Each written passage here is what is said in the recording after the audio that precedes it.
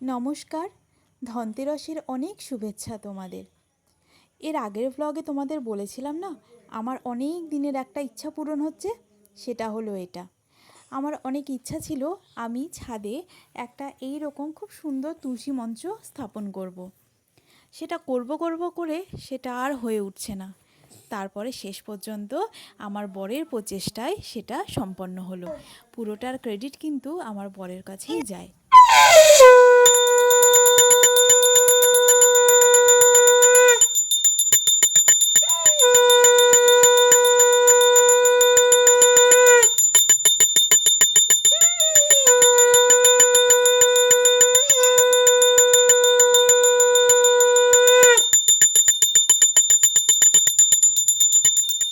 আজ ধনতেরাসের দিনেই প্রথম এখানে পুজো দিলাম।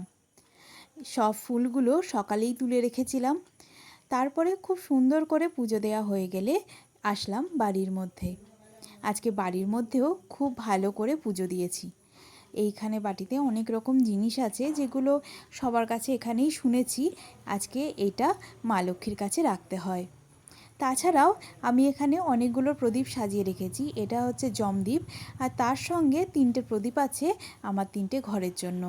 একটা ঠাকুর ঘর, একটা আমার বেডরুম, আর একটা রান্নাঘর।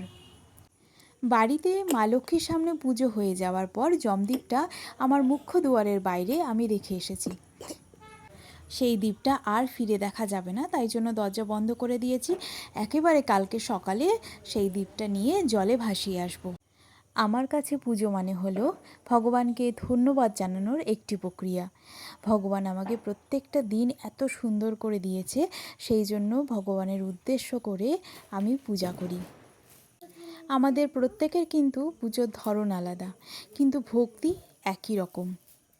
নিজের মন প্রাণ ভরে ভক্তি দিয়ে যদি ভগবানকে ডাকা যায়, ভগবান অবশ্যই তাতে সাড়া দেয়। এটা আমার মনের বিশ্বাস। তোমরা সকলে সুস্থ থেকো, ভালো থেকো। তোমাদের সঙ্গে এভাবেই আমার আরও অনেক গল্প হতে থাকবে আগে। তোমাদের সঙ্গে দেখা হবে আগামী ব্লগে।